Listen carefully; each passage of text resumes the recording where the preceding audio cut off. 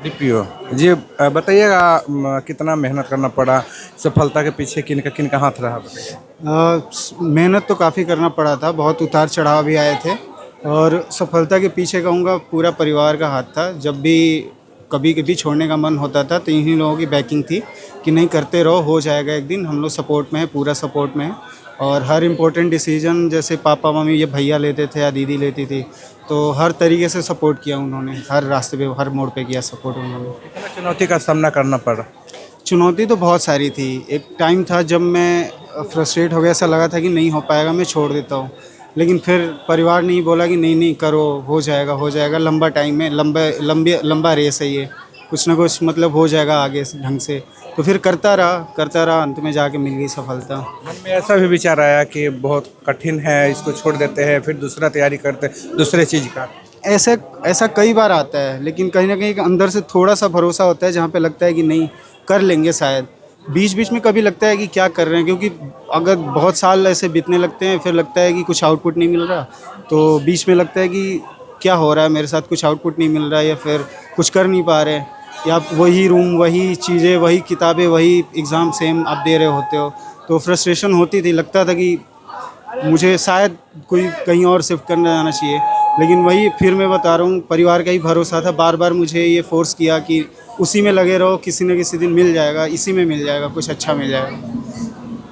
कितने घंटे self study करते थे? ऐसे घंटा तो नहीं डिसाइड करता था, लेकिन मैं टारगेट लेके पढ़ता था कि आज दिन भर में इतना ख़त्म करना है, या इतने दिन एग्ज़ाम बचे हैं तो उस अकॉर्डिंग कितना मुझे सिलेबस ख़त्म करना है, इसलिए पर डे मुझे कितना पढ़ना पड़ेगा। अब वो डिपेंड करता था, किसी दिन सिलेबस वेरी करता था, तो मतलब कभी किसी दिन आसान सिलेबस हो गया तो 4-5 घंटे भी, किसी दिन एग्ज़ाम आया है और 5-10 दिन बचे हैं तो 12-14 घंटे भी उस दिन खिंच जाते थे। तो डिपेंड करता था कि कितना मुझे पढ़ना है दिन भर में। कोचिंग का भी सहारा लेना पड़ा।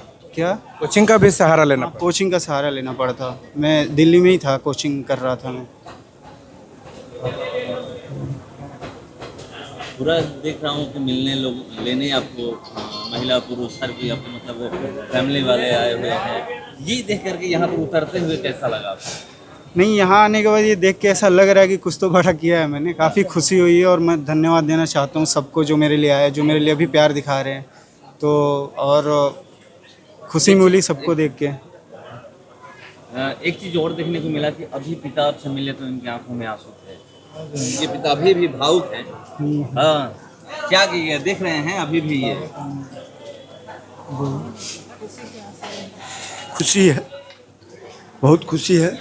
इनकी मेहनत, हम लोगों की समर्पण भावना, त्याग, दोनों पति पत्नी का।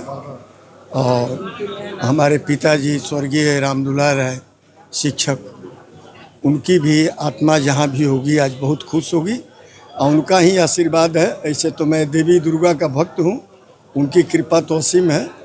और हम लोग भी अपने जीवन में बहुत कठिन परिश्रम किए हैं, और बहुत कभी इनको हतोत्साहित, हम तीनों बाल बच्चों को कभी कभी इनको ऐसा लगता था कि शायद पापा, शायद सब बात हम लोग हिम्मत बनाते थे, हम लोग हिम्मत बनाते थे कि नहीं बेटा लगे रहो, एक न एक दिन सफलता मिलेगी। ऐसे हम तो पहले भी बोले कि एम हम लोगों का है, हमारा सपना उसी दिन पूरा होगा जिस दिन ये IAS बन जाएंगे, यूपीएससी क्रैक कर देंगे।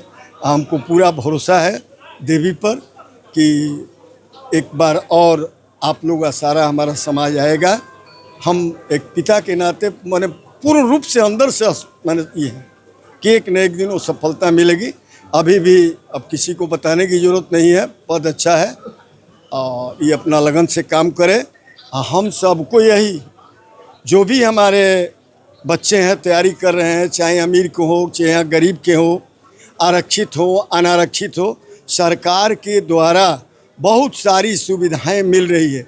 ये गार्जियन माँ बाप यदि कह करके टाल दे कि हमारे पास हमारी की स्थिति ठीक नहीं है, हम इस पर कतई विश्वास नहीं करेंगे। चूँकि सरकार की तरफ से यूपी के लिए, बीपीएससी के लिए हर तरह से सरकार खड़ी है।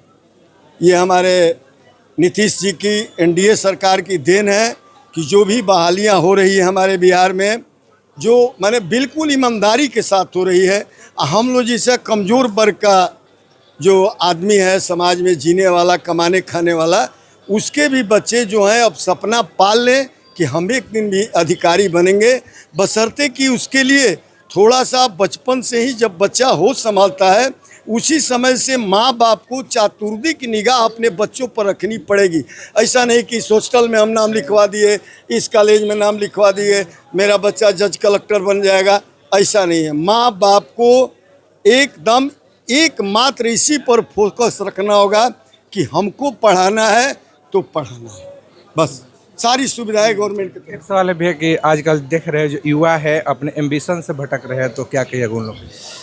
खुद के अंदर झांकना होगा थोड़ा बहुत, बार बार अपने आप को याद दिलाना होगा कि मतलब एक ही ज़िंदगी है, कुछ तो अच्छा करना है, ऐसे तो जी नहीं सकते मीडियोकर बन के या कुछ छोटा मोटा लेके। तो मौका है, अगर जीवन है, सब कुछ है, साथ है सबका परिवार का, या फिर आपको भी अगर कुछ नहीं है फिर भी आपको अंदर से सोचना चाहिए कि हमें भटकना नहीं है, कुछ तो अच्छा करना है, मतलब अपने लिए नहीं तो कम से कम परिवार के लिए सही, उनकी स्थिति बदलने के लिए सही।